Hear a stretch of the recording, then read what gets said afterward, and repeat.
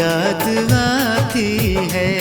तुम्हारी याद आती है, तुम्हारी याद आती है।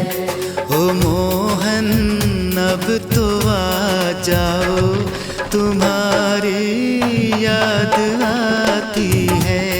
ओ मोहन अब तो आ जाओ, तुम्हारी याद आती है।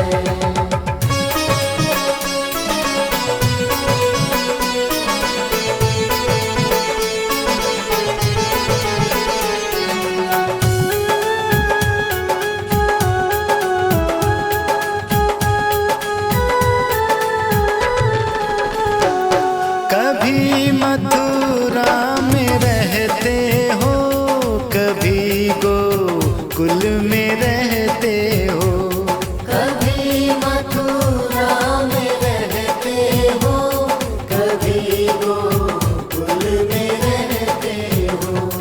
कभी हृदय में आ जाओ, तुम्हारी याद आती है। कभी हृदय में आ जाओ, तुम्हारी याद आती है। ओ मोहन अब तो आ जाओ, तुम्हारी याद आती है। ओ मोहन अब तो आ जाओ, तुम्हारी याद आती है।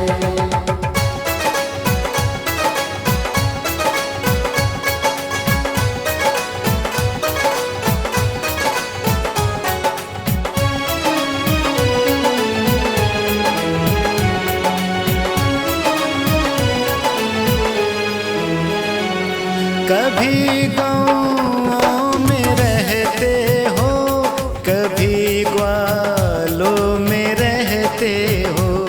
कभी गाँवों में रहते हो, कभी ग्वालों में रहते हो।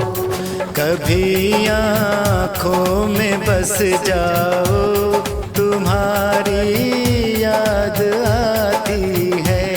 कभी आँखों में बस जाओ, तुम्हारी याद आती है। ओ मोहन अब तो आ जाओ, तुम्हारी याद आती है। ओ मोहन अब तो आ जाओ, तुम्हारी याद आती है।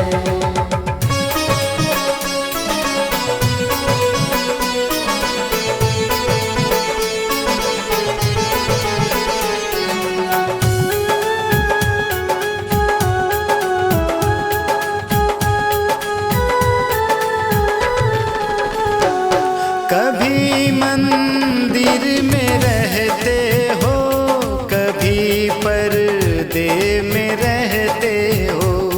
कभी मंदिर में रहते हो, कभी पर्दे में रहते हो। कभी माला में बस जाओ, तुम्हारी याद आती है। कभी माला में बस जाओ, तुम्हारी याद आती है। ओ मोहन अब तो आ जाओ, तुम्हारी याद आती है। ओ मोहन अब तो आ जाओ, तुम्हारी याद आती है।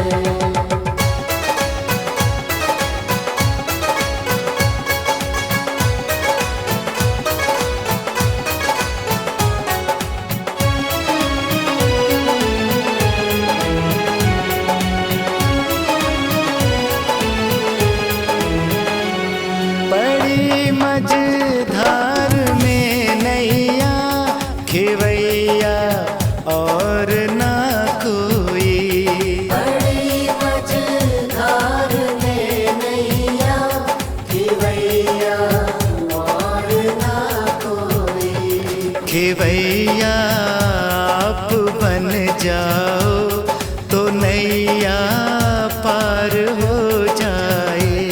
खेवैया आप बन जाओ तो नैया पार हो जाए। ओ मोहन अब तो आ जाओ, तुम्हारी याद